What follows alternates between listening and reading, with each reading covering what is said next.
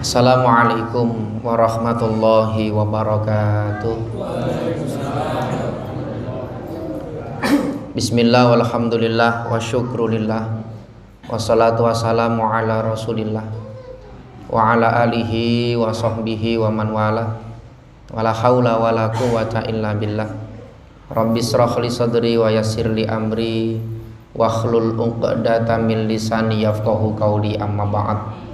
Hadratal kiram, para alim, para sesepuh, para bapak, para ibu, kaum muslimin muslimat, wabil khusus jamaah sholat maghrib Masjid Al-Baisu yang saya muliakan, dan mudah-mudahan kita semua senantiasa dimuliakan oleh Allah Subhanahu wa ta'ala.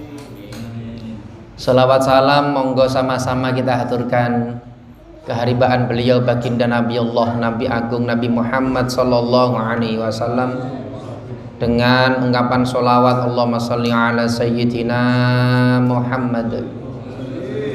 Mudah-mudahan dengan sholawat kita semua diakui sebagai umat Rasulullah yang insya Allah diberikan syafaat kelak di yaumil qiyamah. Amin Allahumma amin, Allahumma amin ya rabbal alamin. Bapak Ibu yang dimuliakan Allah, alhamdulillah sebagaimana disampaikan oleh Bapak Haji Khusnuddin bahwa malam ini adalah malam tanggal 1 di bulan Rajab. Waktu berlalu begitu cepat sehingga kita terasa kayaknya baru saja kemarin kita puasa Ramadan, kemudian Idul Fitri. Tetapi ini sebentar lagi kalau sudah masuk bulan Rajab, itu artinya 2 bulan lagi kita akan memasuki Ramadan kembali. Maka sebelum kita melanjutkan ngaji kita, Kitab Bulughul Maram min Adillatil Ahkam, mungkin sedikit banyak kami sampaikan beberapa hal yang terkait dengan masalah bulan Rajab. Bapak Ibu yang dimuliakan Allah, Rajab ini adalah satu di antara 4 bulan yang dimuliakan oleh Allah.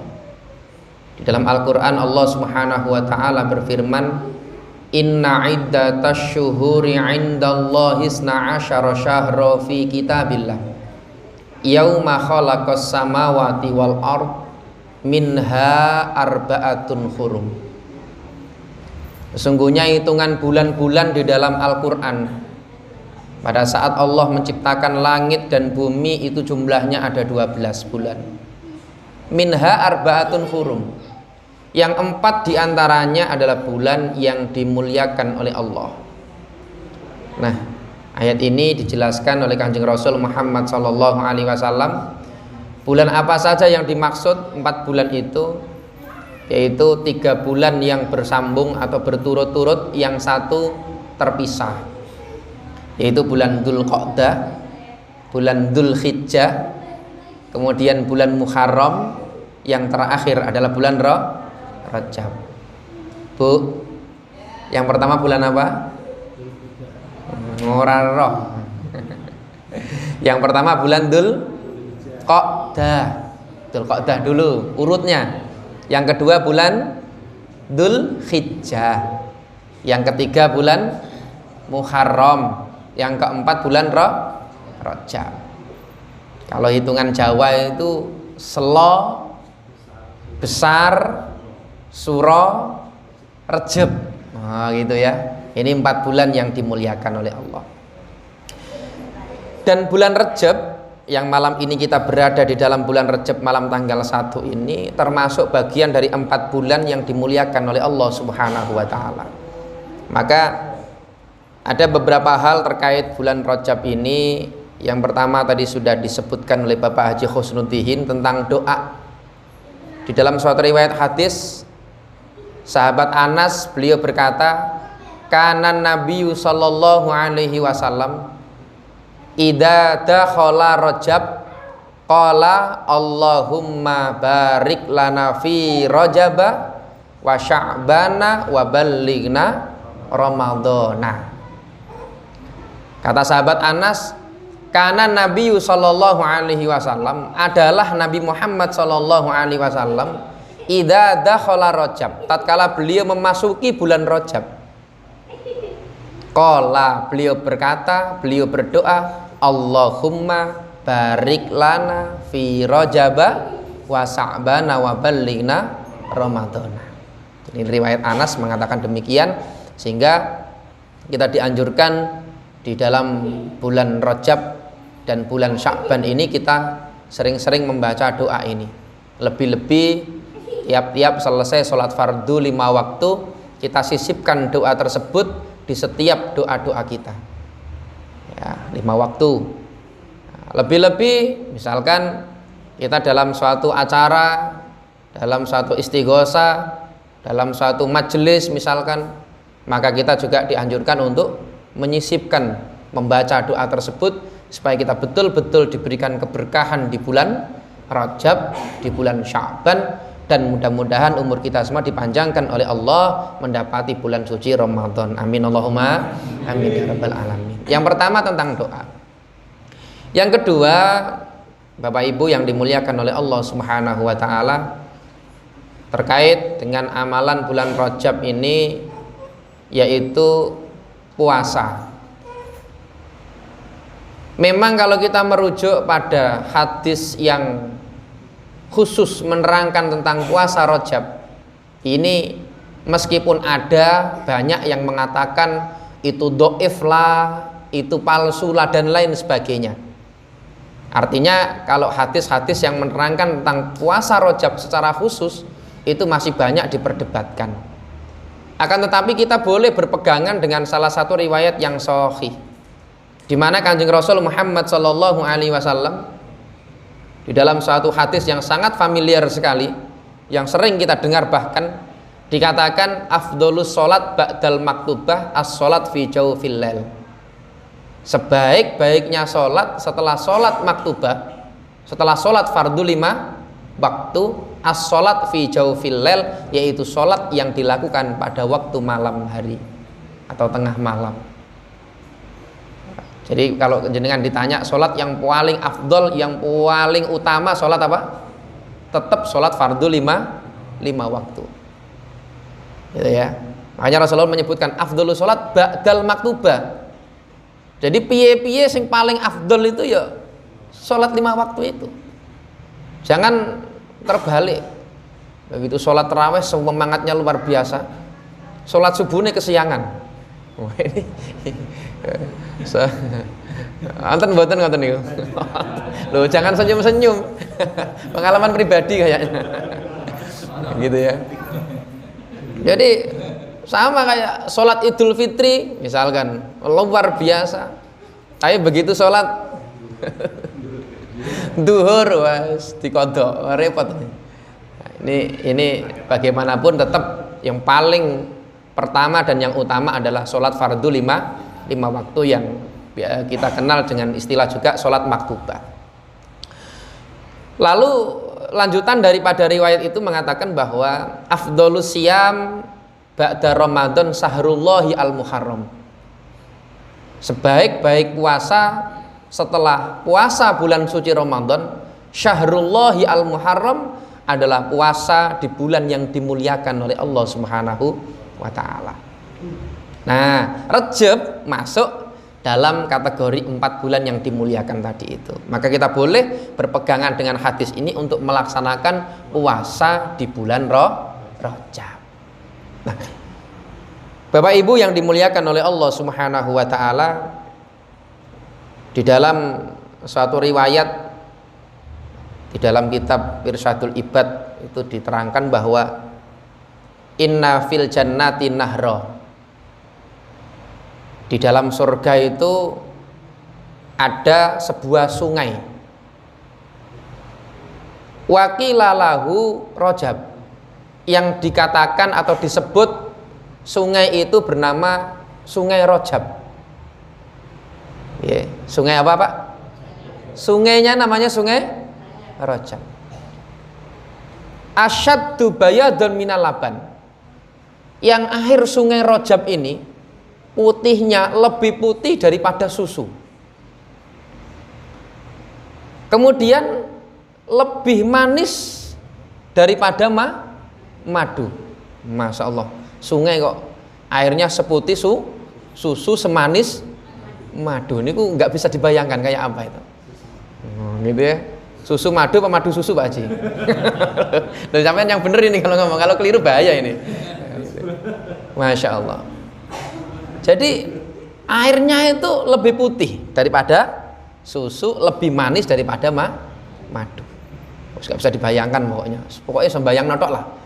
Itu mungkin nggak pas itu bayang kan. Gitu.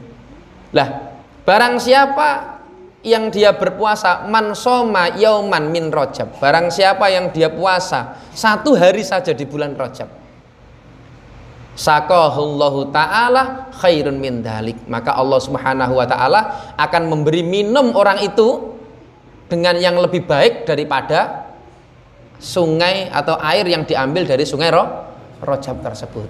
Nah, ini termasuk motivasi bagi kita supaya kita semangat melakukan puasa Rajab. Dan sebenarnya masih banyak lagi fadilah-fadilah, keutamaan tentang masalah puasa. Bapak Ibu yang dimuliakan oleh Allah Subhanahu wa taala, kemudian berapa hari kita berpuasa di bulan Rajab ini? Kalau kita merujuk kepada riwayat-riwayat, tidak ada aturan atau batasan-batasan khusus berapa hari kita puasa di bulan Rajab. Tentu kalau untuk urusan kesunahan, maka kita dianjurkan untuk melakukan sesuai kemampuan kita. Kalau kita merujuk kepada dawuhnya almarhum Mbah Maimun Zubair, beliau mengatakan bahwa sing apik iku, yang bagus itu Rajab itu kalau bisa puasa mulai tanggal 1 sampai tanggal 10. Bu, tanggal berapa Bu? Tanggal 1 sampai tanggal 10, itu yang bagus dawuhnya beliau. Ya. Kalau misalkan tidak mampu Pak 10 hari, boleh 9 hari. Banyakan Bu, boleh 7 hari Bu. Banyakan lagi 5 hari. Kebanyakan lagi 3 hari. Masih kebanyakan 1 hari. Kebanyakan nggak usah puasa. Kita itu kalau masalah ibadah itu nawar kok, ya Bu ya. Nah, cuma ada yang unik yang disampaikan oleh beliau guru kita almarhum Mbah Maimun Zubair. Beliau mengatakan bahwa kalaulah seandainya seseorang itu hanya mampu 2 hari saja, maka hendaknya dia berpuasa tanggal 1. Tanggal 1 berarti besok ya. Tanggal 1 dan tanggal 10. Tanggal 1 dan tanggal 10. Tanggal 1 karena li hurmati Rajab, karena untuk menghormati bulan Rajab, tanggal 1. Ya. Tanggal 10 karena ada peristiwa hebat, peristiwa luar biasa yang terjadi pada tanggal itu. Masih ingat Bapak Ibu? Nah, ada apa di situ? Hari apa? Isra Mi'raj kata ibu-ibu. Hari Isra Mi'raj. Isra Mi'raj tanggal 10 ya? Enggak. Lahirnya Nabi apa itu? Betul, hari kelahiran baginda Nabi Muhammad sallallahu alaihi wasallam. Bingung Pak? Masa tanggal 10 Rajab?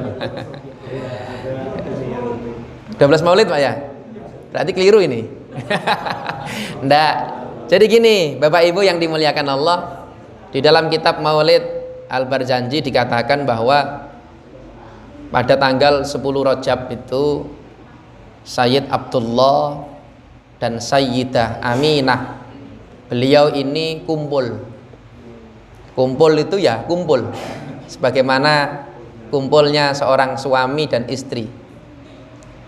Nah, pada malam itu juga Allah memindah nur Nabi Muhammad sallallahu alaihi wasallam dari Sayyid Abdullah dipindah ke rahimnya Sayyidah Aminah.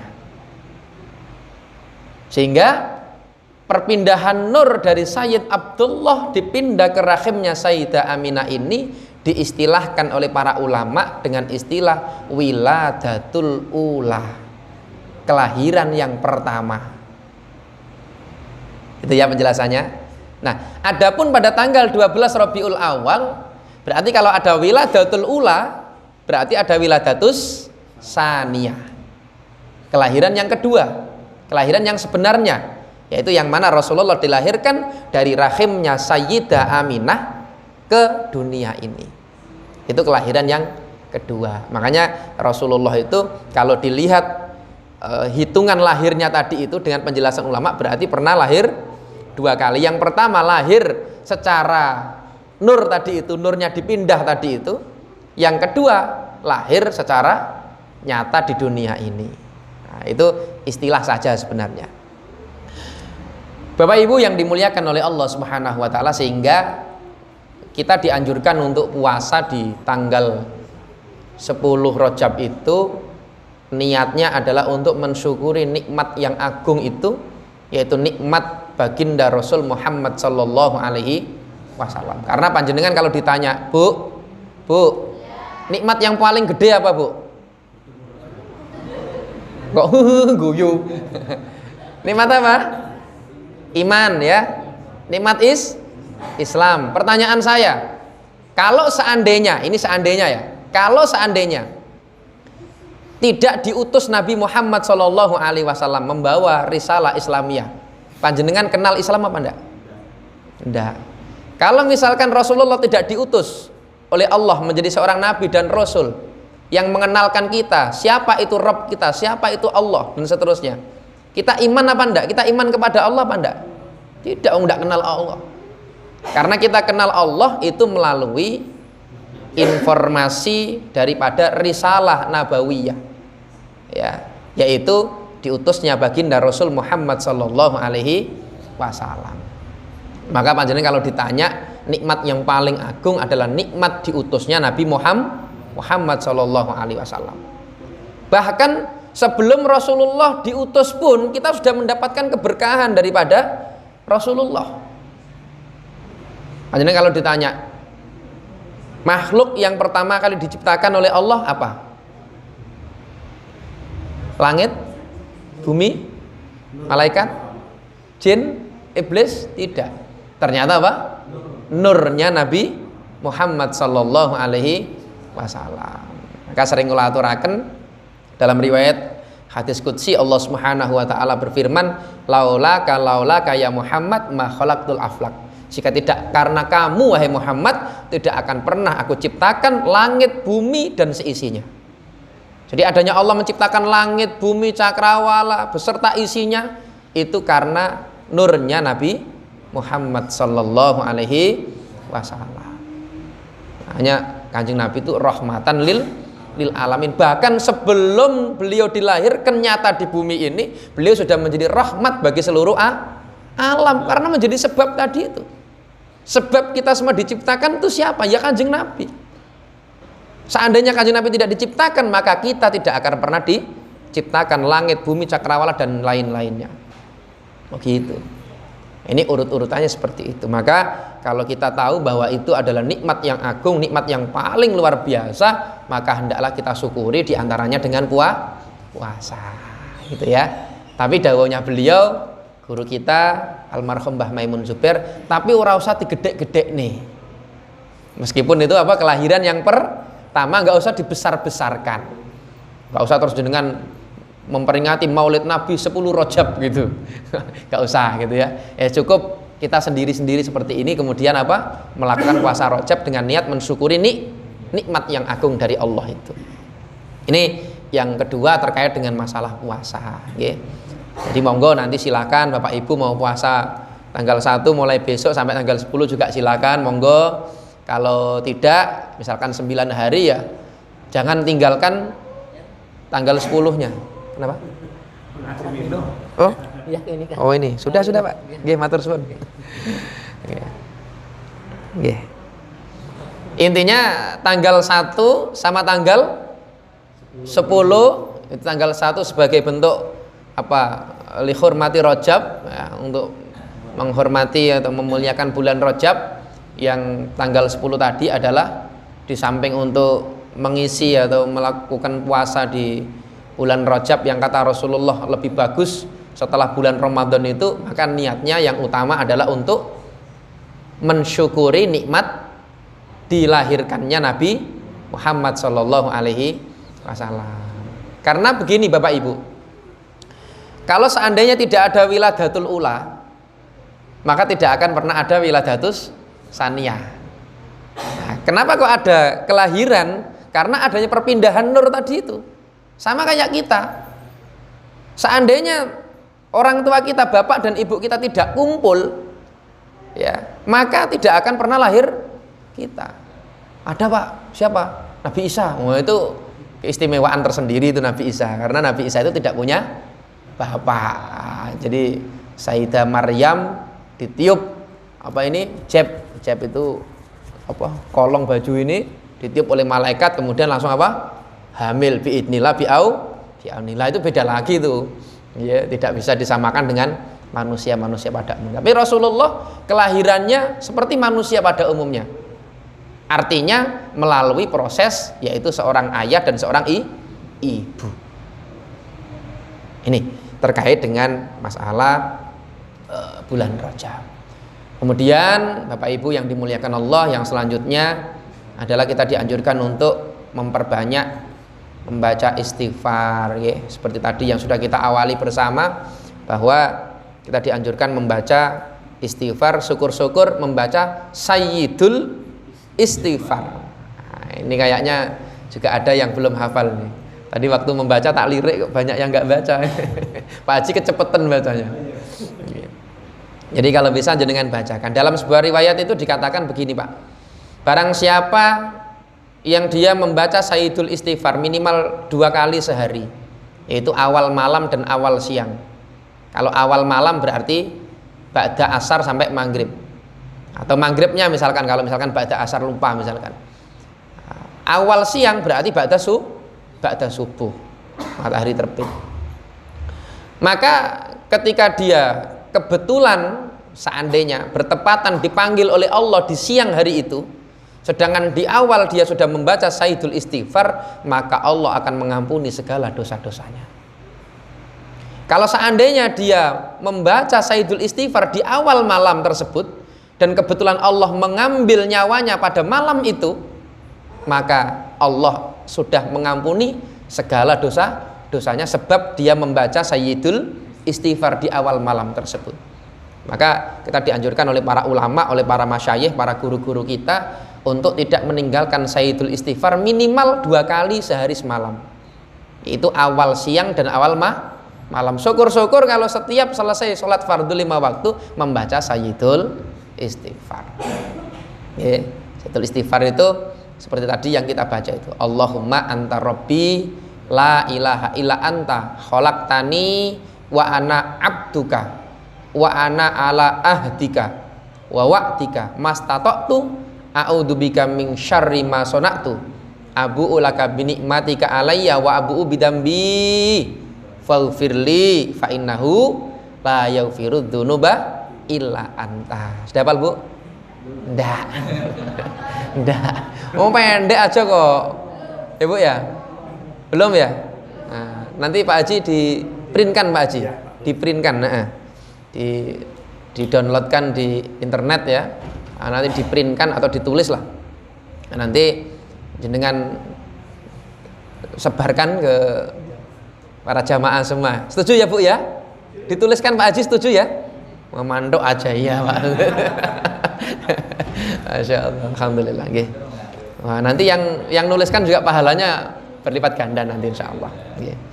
Jadi itu termasuk amalan-amalan yang sebenarnya tidak khusus ya, tidak khusus, artinya di hari-hari lain, di bulan-bulan lain juga dianjurkan, tetapi diperkuat lagi, ditekankan lagi di bulan Rajab ini. Termasuk kita dianjurkan untuk membaca sholawat, memperbanyak membaca sholawat. Ini juga sebenarnya bukan amalan yang khusus, amalan umum sebenarnya. Artinya di bulan-bulan lain kita juga dianjurkan memperbanyak sholawat itu. Nah, tetapi di bulan Rajab ini kita lebih dianjurkan untuk memperbanyak membaca sholawat, karena sebagian keterangan mengatakan bahwa ayat innallaha wa malaikatahu yusholluna 'alan nabi sampai akhir perintah sholawat itu, sebagian keterangan mengatakan bahwa itu diturunkan oleh Allah pada bulan Rajab, sehingga di bulan Rajab ini kita dianjurkan untuk memperbanyak membaca sholawat. Mengingat ayat itu diturunkan, ayat perintah sholawat itu diturunkan pada bulan Rajab. Sebagian keterangan seperti itu. Nah, masih banyak juga tentang amalan-amalan yang umum juga, seperti misalkan memperbanyak membaca wirid dan dzikir. Ini juga di bulan-bulan lain juga dianjurkan. Tapi di bulan Rajab juga dianjurkan untuk meningkatkan. Termasuk memperbanyak infak sedekah. Wah, ini ada manajer Lasisnu ini. yang siap nagih umplung ini. Kayaknya ya. Jadi di bulan Rajab sebenarnya amalan itu juga tidak hanya bulan Rajab saja, di bulan-bulan lain juga dianjurkan, tetapi lebih dianjurkan untuk memperbanyak atau meningkatkan, yaitu khususnya di bulan apa? Di bulan Rajab. Sehingga betul-betul kita mendapatkan barokah dari doa kita yang awal kita sebut tadi, yang kita baca tadi, Allahumma barik lana fi Rajaba wa Sya'bana wa ballighna Ramadan. Ya Allah, berkahi kami. Berkah itu ya berkah. Apa itu berkah itu? Bu, berkah itu apa? Berkat. Lain kok berkat. Ya berkat ya bagian daripada berkah ya sih.